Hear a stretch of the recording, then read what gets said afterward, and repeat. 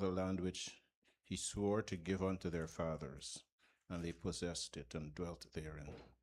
And the Lord gave them rest around about, according to all he sware unto their fathers.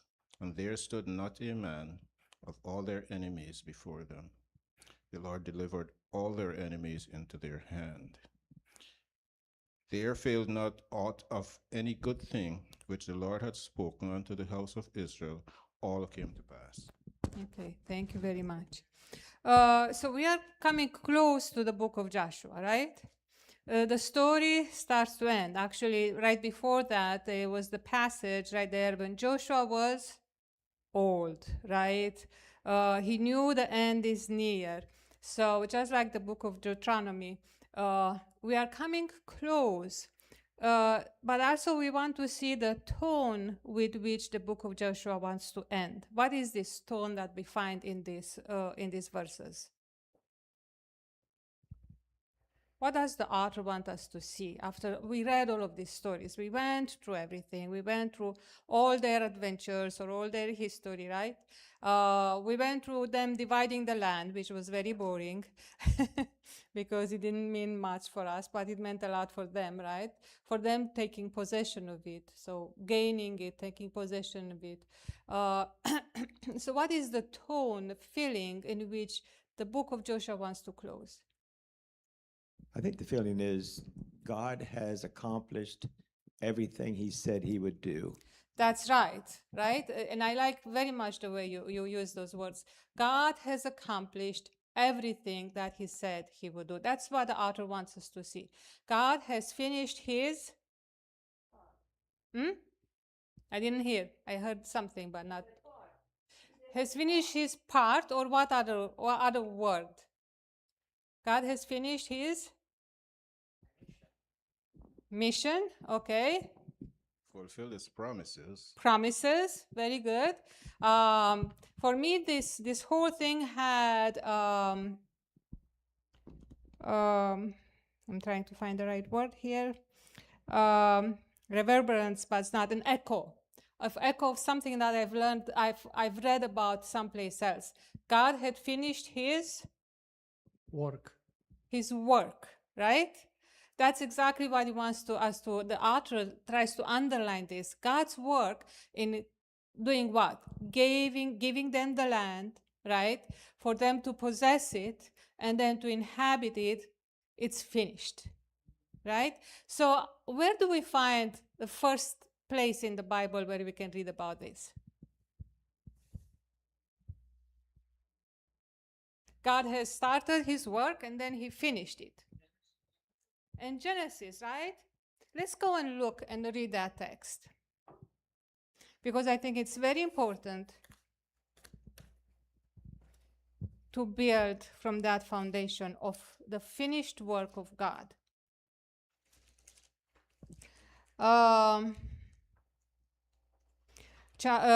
Genesis chapter 2, verse 1, 2, 3.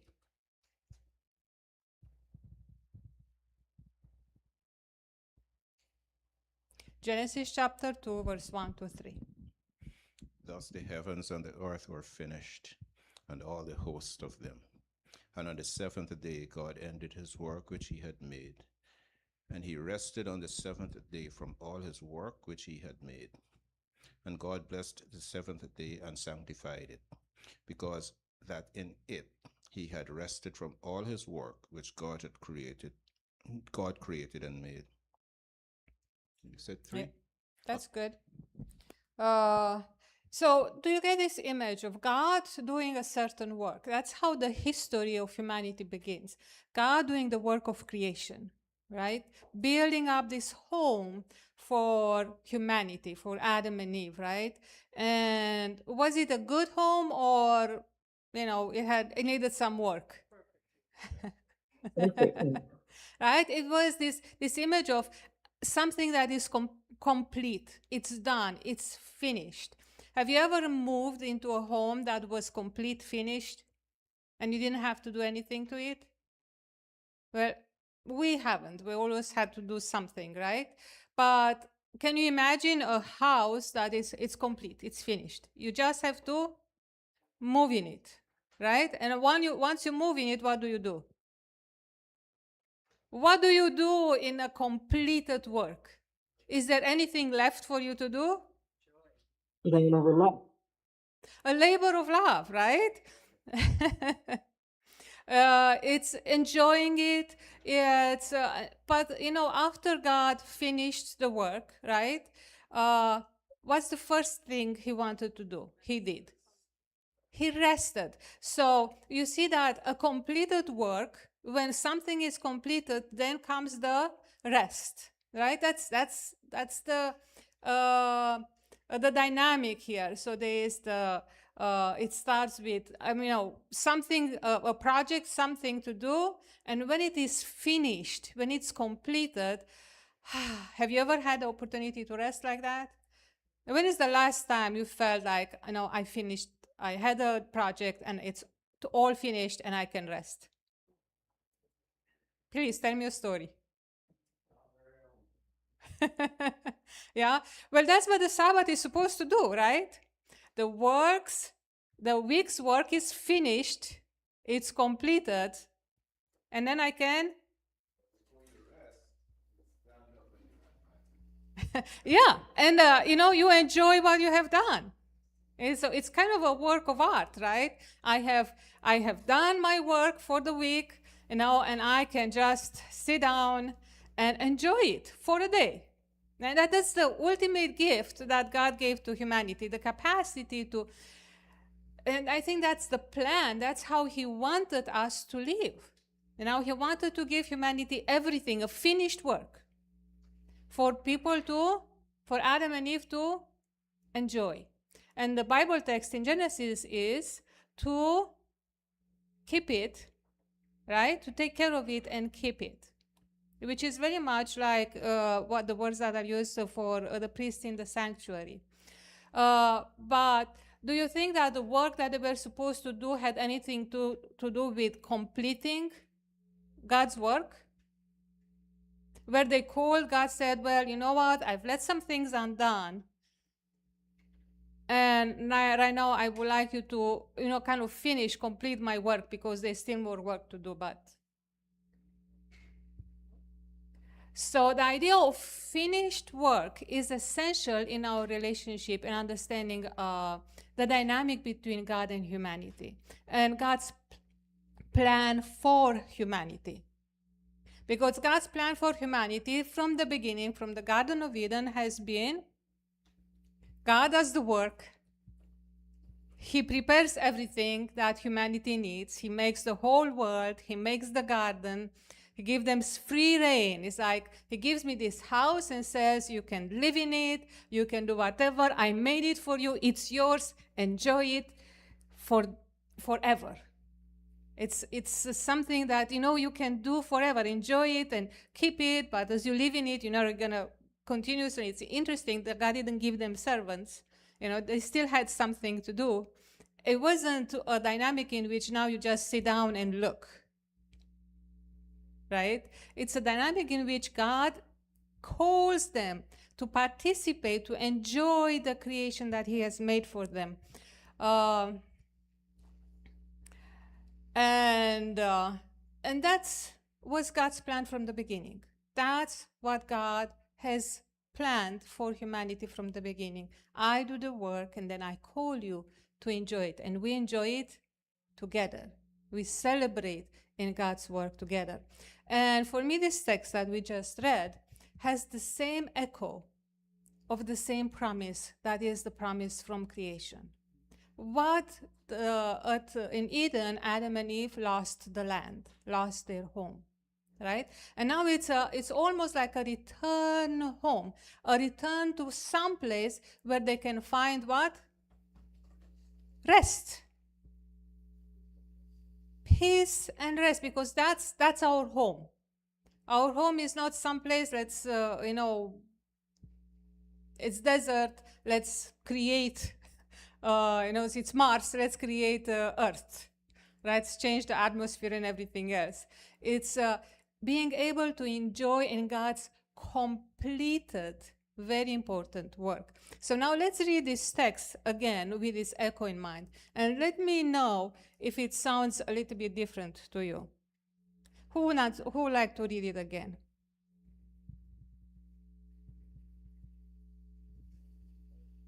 Which text? Joshua chapter 21, verse 43 to 45, the one that we just read before.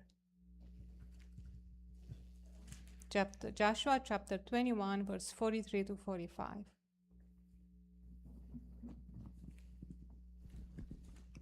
And the Lord gave unto Israel all the land which he swore to give unto their fathers, and they possessed it and dwelt therein. And the Lord gave them rest around about, according to all that he swore unto their fathers, and there stood not a man of all their enemies before them. The Lord delivered all their enemies into their hand. There failed not aught of any good thing which the Lord had spoken unto the house of Israel. All came to pass. Yes. Does it sound different a little bit? Now that you read this, how does it sound to you? Does it sound hopeful? Hopeful and blessed. Would you like to be there with them to experience that? God gave them all the land. They can possess it. They didn't have it before, right? That was God's plan always, for him to give them the land, not for them to gain it. Very different dynamic. God always wanted to give them the land so they can possess it, live in it, enjoy it. And also another thing, that it's something that they don't have. What is it that they don't have in this picture? They don't have any Enemies. They don't have any enemies, right? In this picture. No enemies, then you can really rest, right? What's the last time do you think that, a country has experienced a place, a moment in which they felt they have no enemies? What about your personal life? When is the last time you felt like, I can really rest? It's nobody after me, nobody can do anything bad. It's like this very peaceful, safe place in which you can really find rest. Is it conditional or unconditional? It's conditional. In the Garden of Eden, what was the condition? I can hear you. Got to speak louder. Whoever is speaking, speak louder. The condition was strictly obedience. Was it obedience? Obedience to what? Do not eat of the tree of life, of Okay. the tree of knowledge of good and evil. Okay, so it came with two things. It was like, go and you are free. There's a lot of freedom there.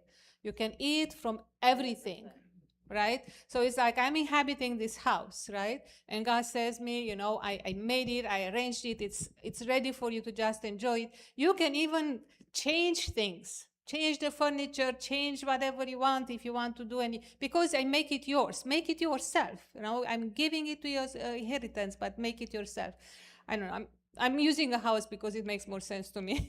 I can relate to that more. But in that house, I imagine like this. God says, there is one thing you cannot change. This wall, you see, this wall, this pillar over here, you cannot change that pillar, because if you take that pillar down, the whole house is going to collapse. Right? Does it make sense? Yes. Do I still have a lot of freedom? Do I still have a lot of gifts? Yeah? Is the condition a really hard condition? It's like, I got to stay, it's a straitjacket, I can't move. There's no freedom. There's a lot of freedom. It's just like the house has a weak spot, right? Which is, if you take that pillar down, everything collapses. That holds the whole thing together, right? There's something that holds things together. May I? Yes, who is? It could also be seen as a strong spot, like that load-bearing wall. Enjoy everything, but don't touch the one that you don't need to know about. you don't want to know. Because if you do know, as I already know, it will spoil the whole thing for you. It's just a slightly different perspective. Okay, can you say that again, please? You're saying that you still have freedom. You're not in a straitjacket. Uh-huh. It's just that there is a spot that might be the weak spot. Mm-hmm. I said you could also see it as that is the strong spot. Like in a house, the central beam, the load-bearing beam, or whatever it is. If you move that one, then the whole thing collapses. So I'm saying if you think of it as a strong spot, it's a spot that is the province of God, and he's saying to you, enjoy everything, but the one you don't want to know. I know you don't want to know. Just don't touch that one because it will spoil everything for you. Like if you touch that beam, Yeah, it's it would gonna collapse everything down. So yeah, in this creation there is that, and I don't want to call it either strong or weak, but creation has in itself something that holds it together, right? And if you take the thing that holds it together, what's gonna happen?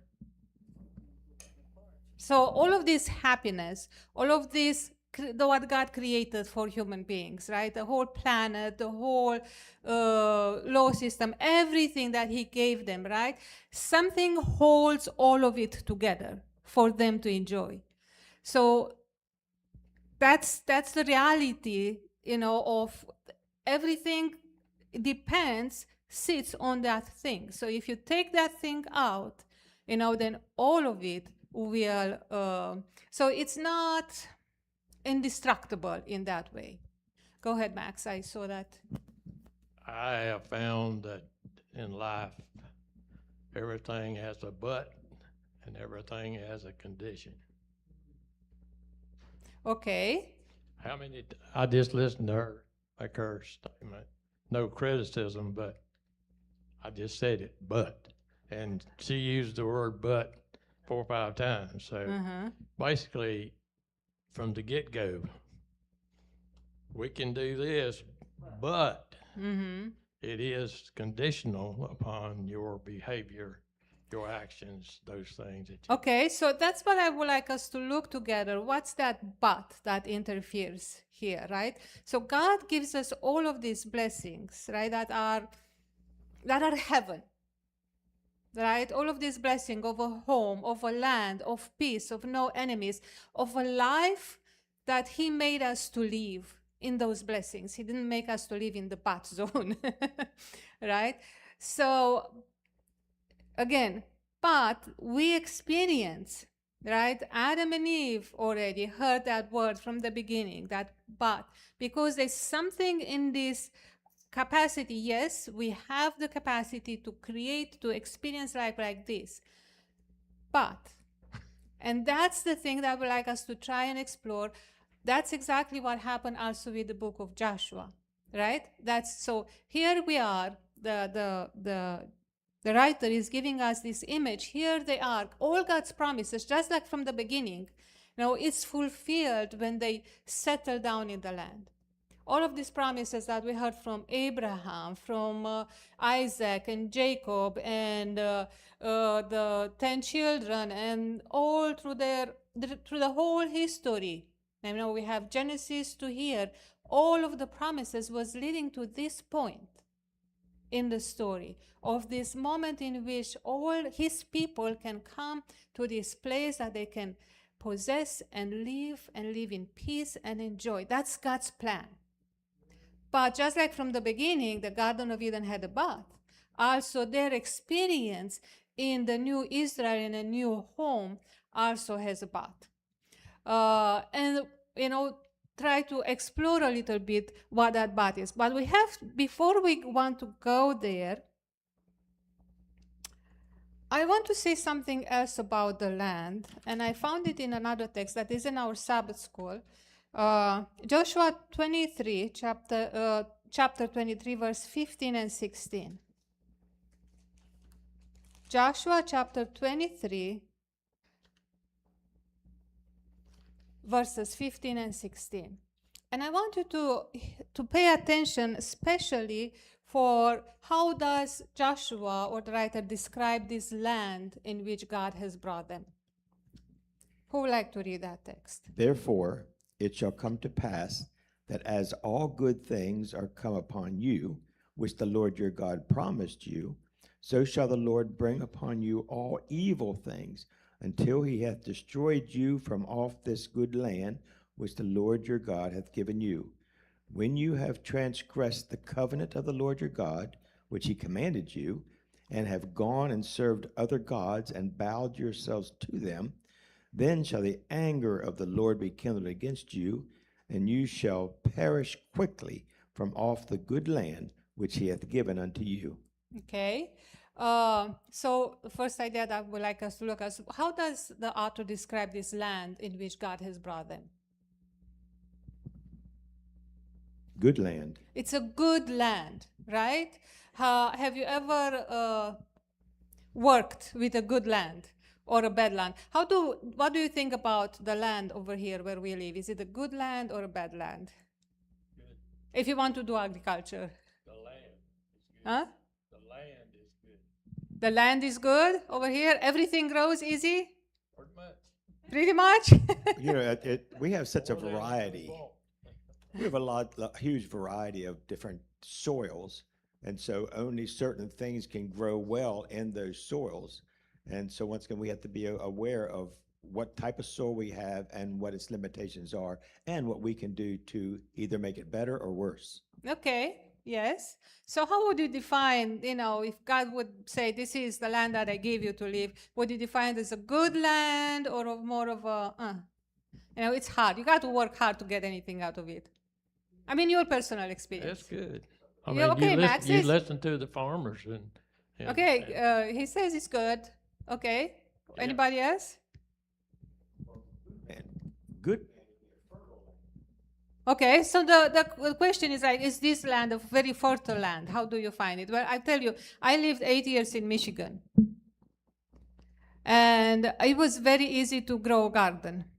Whatever you would put, it will produce. I've never seen as much bounty and plenty as I've seen in the Michigan, in Berrien Springs area. Oh my word.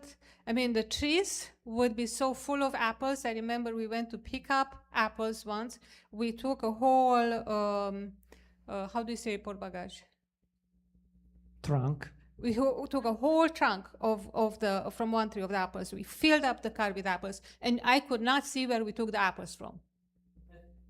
I mean, it was mind-blowing for me. I never experienced such bounty. A little bit, when we went to Israel many years ago, what I saw there, that also the land was very dry. It's sandy, it's desert type like. If you give it a little bit of water, the way things grow there with just a little bit of water cannot even compare. I mean, the flowers that I've seen over here and they're here, they are like trees over there. And that's, when the Israelites went as spies 4 years before and looked at the land, what did they say? It's a good land, right? So again, the things that God gives, it's a good land. That's what God does. He gives us a good land. Now, I know we are not doing, most of us are not doing, we're not farmers, not the land, but we have something that we can think about is like something that God gave us to each and one of us. Life, but we experience life in what? In a body, right? What do you think? Do you have a good body or? I think it's the same kind of thing. God from the beginning has created a good body. He has created a good nature. That's how he made it to be, right? A good land. So God gives us a good land. But, right? Again, is that but. And what is that but? Here we read in this text a few things about this but. If what is it that we can do to take all of this goodness that God puts in creation, that God puts in the land, in the goodness of God's gifts and promises? What is it that we can do to kind of wash all of that away? In the text that we just read, let's read it one more time, and now we are going to look about what is it that is that but? What are the words that describe that but? What can they do to take something that is so good, so plenty, so everything, and experience besides, instead of life, experience destruction? What do you see in that text? Who would like to read that text again? It's Joshua chapter 23, verse 15 to 16.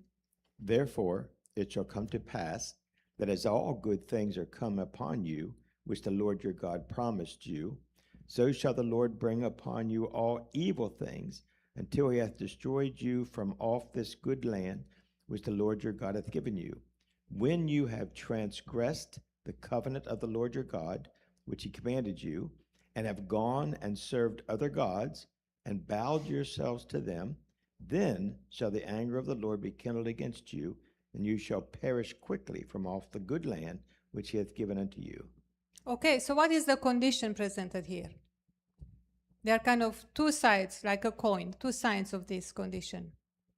If they obey, then they will be blessed. If they disobey, they will be cursed. Okay, obey what is the question? And God's here, commands and his covenant. oh yes, that's the word that is used here. When you transgress the Covenant. covenant, right? So between God and creation exists a covenant, right? That's the thing that holds everything together.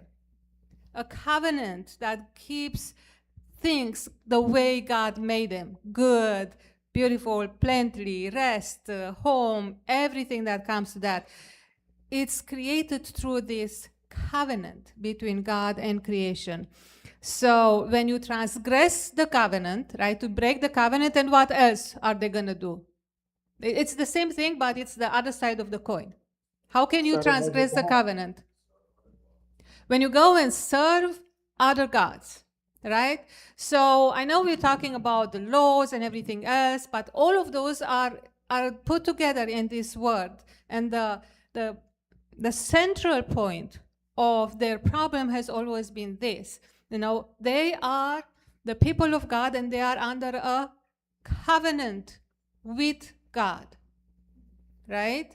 That's what keeps all of this good land and blessings to come towards them. The only thing that was asked of them to keep that covenant, right?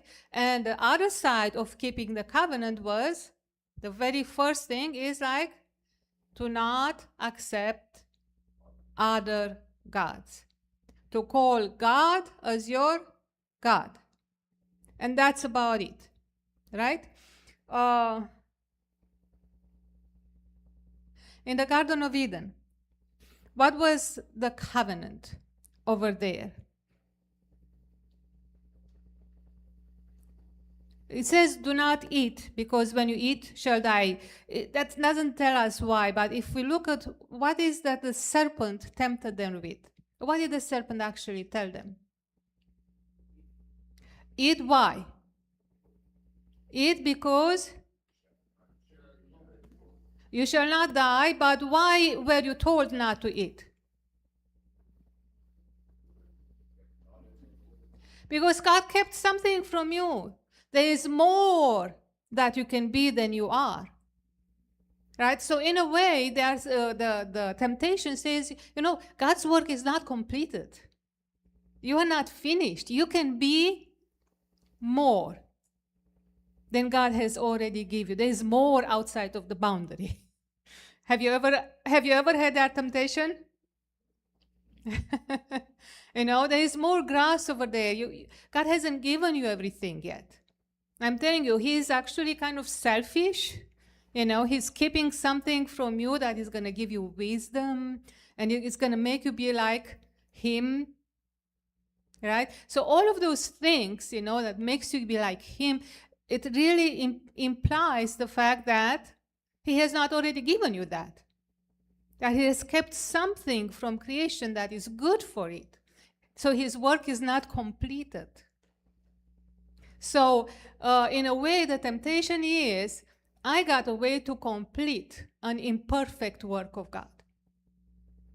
There's something more that humanity can do to complete already God's completed work.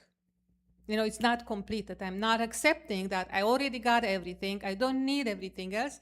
There's something more outside of there, you know. How do you experience that in your life? Have you ever experienced that in your life? Is something more outside there? Yeah, this is Ian. Yeah, I go think ahead. reminds me of being a child or a teenager and wanting to grow up faster or do adult things. But you know, your parents have a greater vision and wisdom.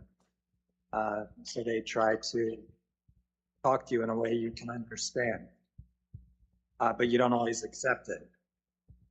And that just reminds me that when God asks us to do something, we have to decide, do we love him enough to listen? Or is the way we love perfect and we can't do it? And that should drive us to more. Okay, thank you so much. And Go ahead. it's kept from you because he knows you couldn't handle it. Just like you as a parent, you prevent your kids from doing certain things because you know they can't handle whatever it is. Because you are the authority over them.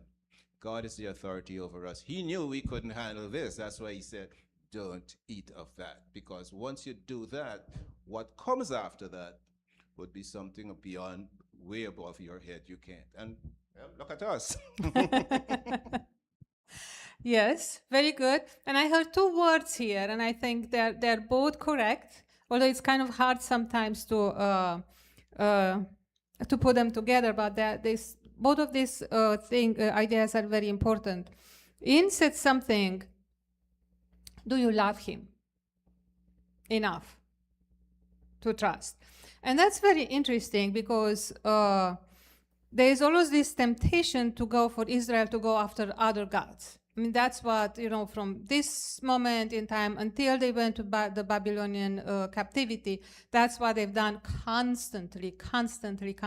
They went after other gods. And it felt like they never learned the lesson. But why is that? And what is about this covenant with God that wasn't enough for them, and they always had to go for other gods? Let me find that text. Okay, Joshua chapter 23, verse 11.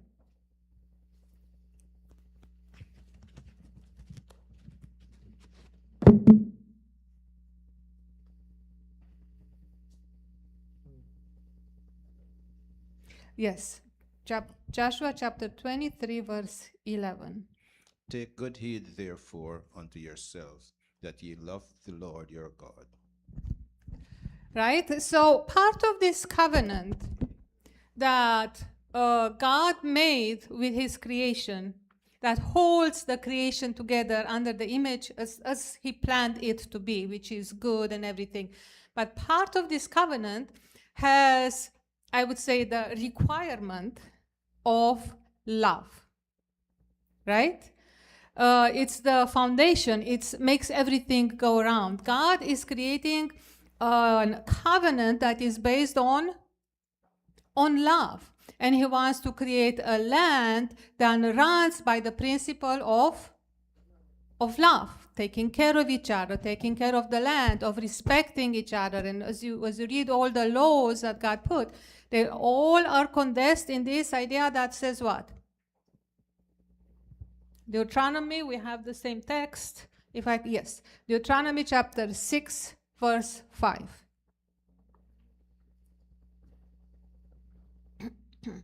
Deuteronomy chapter 6, verse 5.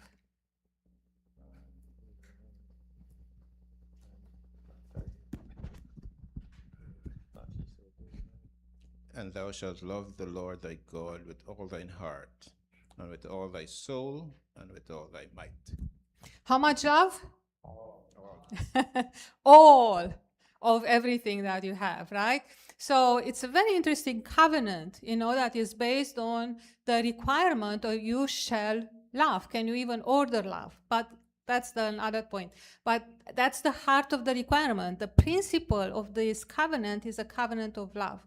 Now, we are living here under the laws of this land, right, of United States and Constitution of America. Does it require you to love? Does the Constitution require you to love your government or No, this just covenant? obey. No, just obey. No, that really doesn't care if you love or not. The policeman will never judge you where you needn't love it. And that's why it's strictly obedience, right? But when we come to the covenant between his people and God, it's not just based off obedience, do this or that, because at the heart of the covenant was what? Love. This covenant that God created with creation is not going to work unless there is the principle of love. Can you love somebody with all your heart, all your mind, everything else, when you go to and bow yourself to somebody else, when you accept another authority? No, it's not possible, right? One excludes the other one. Just like if you make a covenant, get married, I make the covenant that you are going to be the only one. It's part of the covenant. That's what was part of this covenant. It's only one God. I'm not going to share that with anybody. And it's not jealousy. It's what keeps creation and creator together. It's what holds creation to run according to God's plan. It's the secret power. Because God is love, and God created like himself, and we don't keep the principle, the foundation of that, the system cannot work. You can obey all the laws in this case, but if you don't have that love relationship, it's not going to be able to sustain the dynamic the way God has planned it to be in the first way. It's possible once. Well- Before the fall, it was possible. It was just one God. But Well, I'm it wondering- becomes impossible once the fall. Now Okay. you have something else Okay, good. to worry about. Jan, I was just gonna, Go I was ahead. just gonna add that I don't think it was possible in the garden because they were children, newly created. And as you were talking about the marriage, you reminded me that I was wondering what if the Israelites had said, God, we don't know how to love you the way you want. Can you teach us? That would be kind of a humble response. Like if you're in a marriage, you might think you know the person, but when you encounter difficulties, maybe it's better to say, you know what? I don't think I know what you need or how to give you what you need. Can you help me to understand that? Okay. So that, yeah, I think you know where I'm going. Yeah, thank you. Thank you. I think both of you made good points. Now I'm going to challenge a little bit. So you think that before the fall, the covenant of love didn't exist between God and creation? Existed. It was this what supported that's what- from that- the beginning. That's the one time when you did not have to worry about anything else. You could serve one person and no one else. Once the fall happened, well, now you have everything is open to you. You have choices to make. So many. You could serve anybody. You have a government, an earthly government, to obey, and now you still have to worry about serving God. Okay. Prior to that, it was just I God. see what you mean, but there was already that. But there was another choice that you could make even there at that point in time. Go ahead. No, I was gonna say prior to the fall, there were two choices, and that's how come they chose. Mm-hmm. They had a choice, and they chose to obey the voice of the serpent. Yes, but even there, I mean, at least in my mind, even there, that covenant that God was put there with God at creation was still a covenant of love between creation and creator. And that's what they broke at that time too, that covenant of love, because they were looking to fulfill that need for someplace else outside the relationship with God. But that's what the tree offered them, another place to go and fulfill, like something, again, God's work is not completed. There's something else over there that I have to do to complete God's work. God didn't give me, so that covenant, and again, here we have the same thing. There's something else that God is not giving me, so I have to look for it outside of the relationship with God. So basically, every temptation has at its foundation this idea. Every time we are trying to fix something, right, we are trying to say in a way that there's something else besides God that I need in my life. You know, there's always that temptation that, you know, what I need I cannot find it just in my relationship with God. It's always that temptation. I need something else. And thinking of that, I think it's a very important idea, maybe not related here. But a lot of time, this is the difference between salvation as a gift from God and salvation because I gained it. Salvation as a gift from God is accepting what God has done as a completed work. As a completed work of creation at the beginning, as a completed work of God gave me the land, He did everything. I can now just enjoy and rest, because I am resting in the completed work of God, right? Or I can approach the same thing with the idea like, yeah, God has done His part, but I have to do my part to complete God's work because it isn't finished. It's not like in the Garden of Eden they didn't have anything else to do. There is the joy.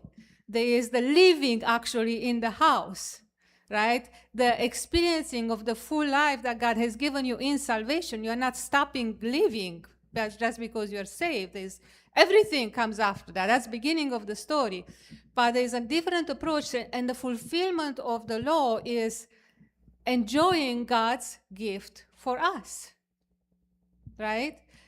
Or we can approach the fulfillment of the law as trying to help God's completed work, as if His work is not finished. The activity could be the same.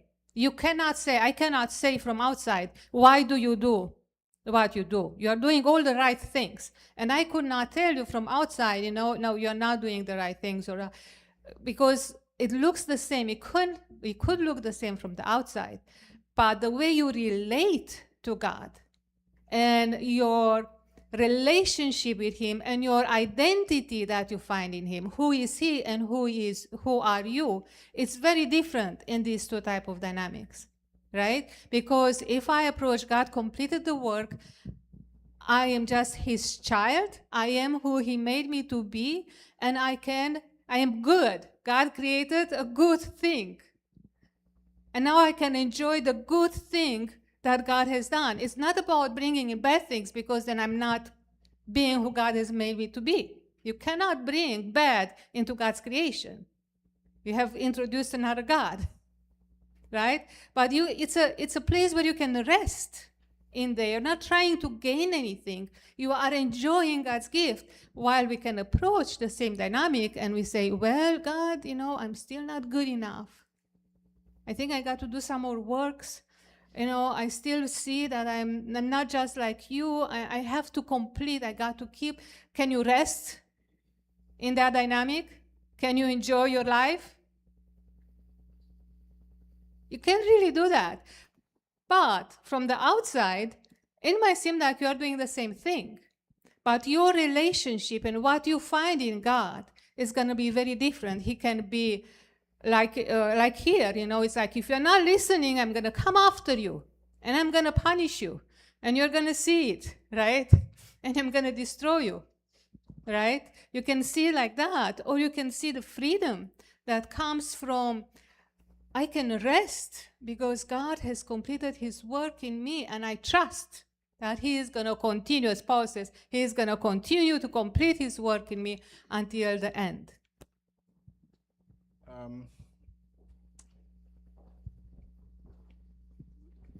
When God created us with choices, and all those choices manifested themselves through the work they did within the Garden of Eden. And they were all good choices until the other God came, which is the Satan, the devil, and changed everything. So when I said, yes, there was a time when there was just one entity to serve, but God, that was that time up until the devil came in. And then the dynamic changed. Now, one of the choices they made was to listen to this other guy. And here we are today. Yes. So what happens when they break the covenant? What are they going to encounter that they were not supposed to encounter as long as they stayed within the covenant? They are going to have what? And that is, actually, that knowledge is actually a word in it. Evil, but also something that they perceive as enemies. Right? So that's very basic to human nature. As long as you are surrounded by enemy, can you rest?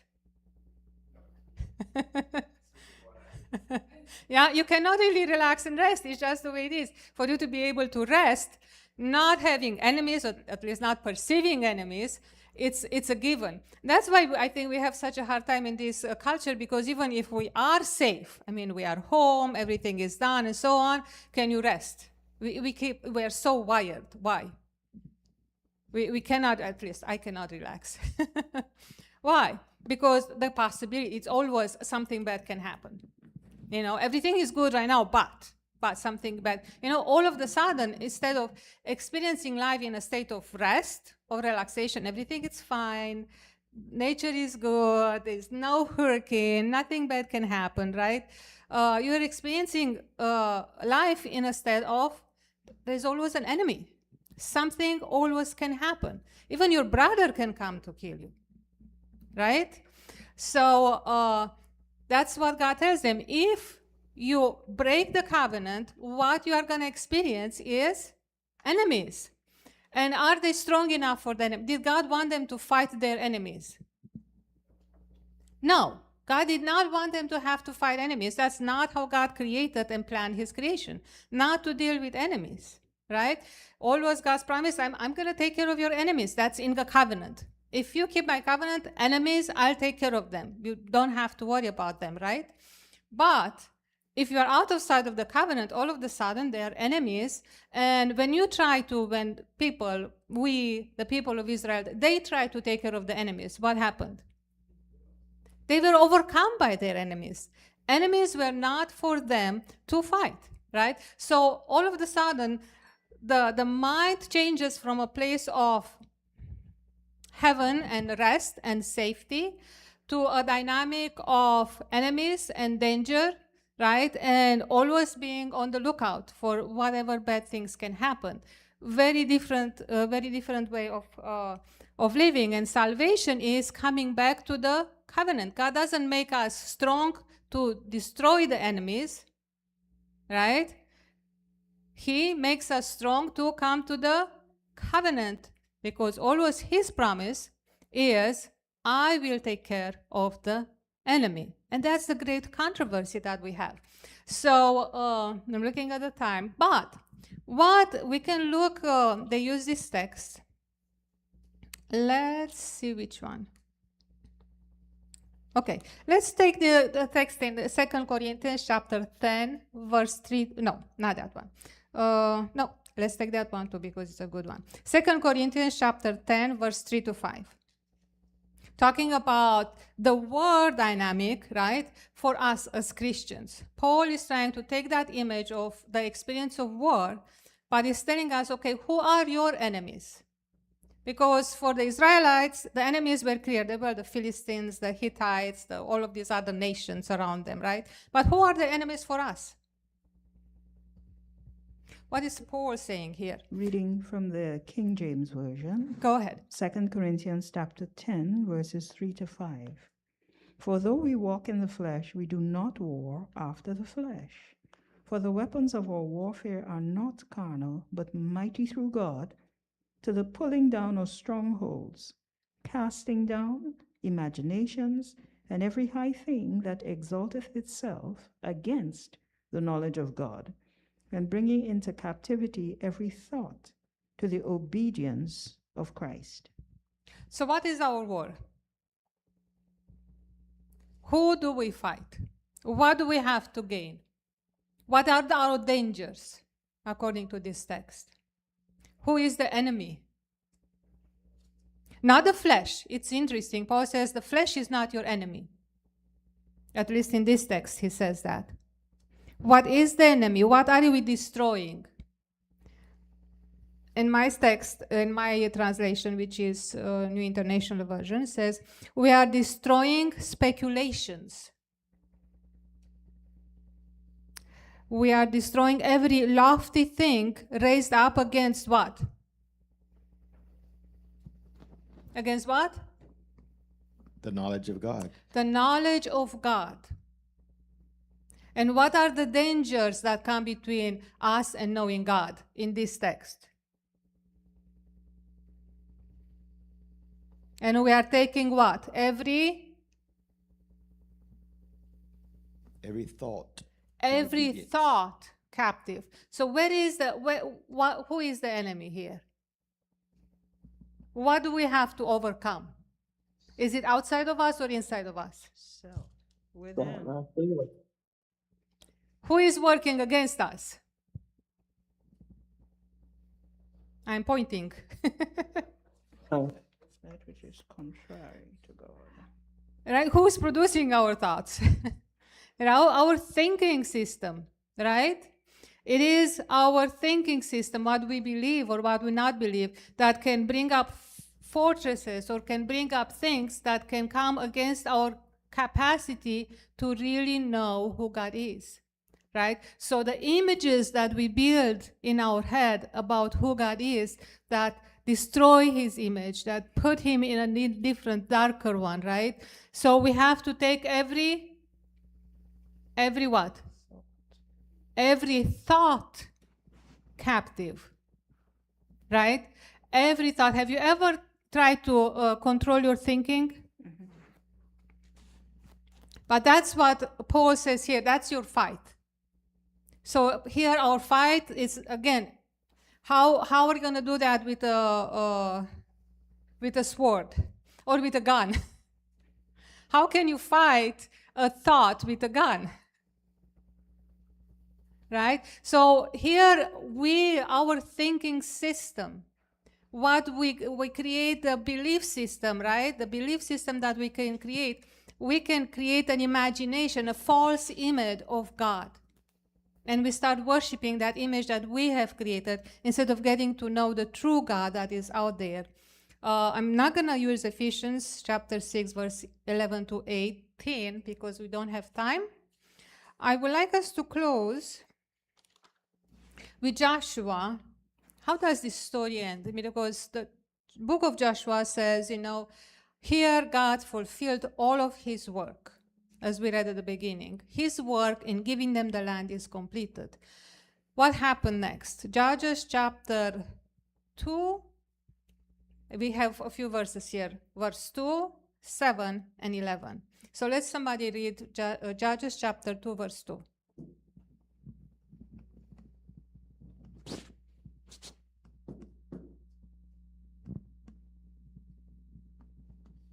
And ye shall make no league with the inhabitants of this land.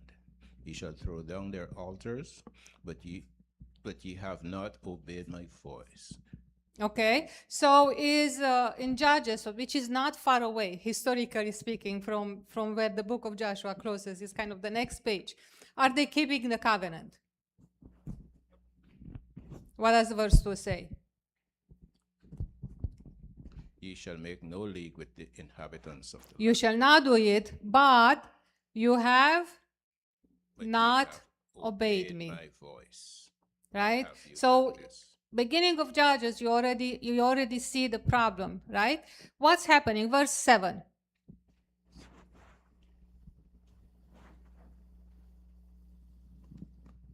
And the people served the Lord all the days of Joshua and all the days of the elders that outlived Joshua, who had seen all the great works of the Lord that he did for Israel.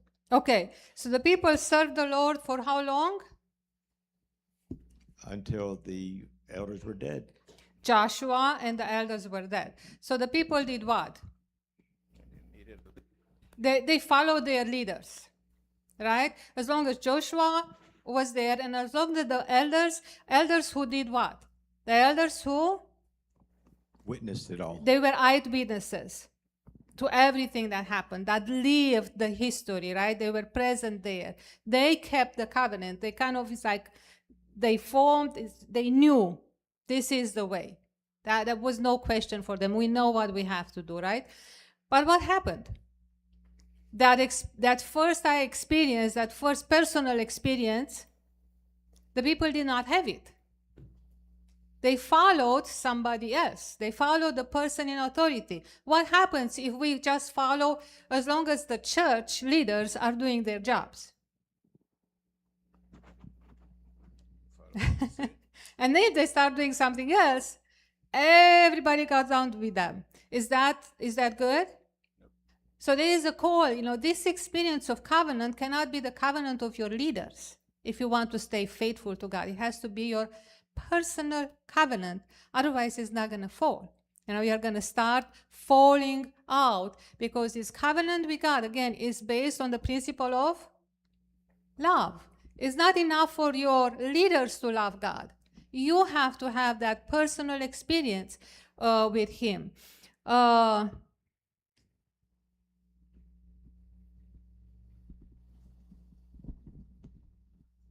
So the story ends in verse 11.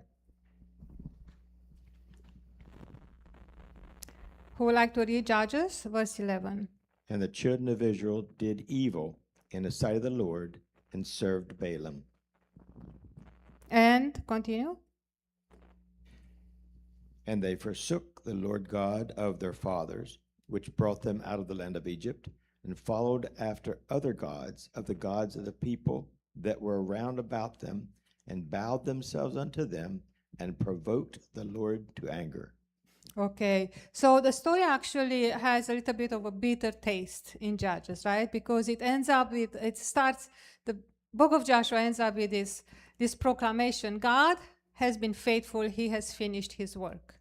And now He is enjoying the people of Israel to possess it, to live in it, to be joyful, to experience the good work, the good land that God has brought them into.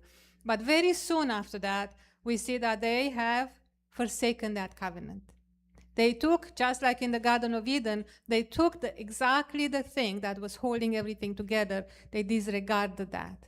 And now the consequences of that is starting to happen. The whole of the story of the Old Testament is God trying to call them back to that covenant with Him. No,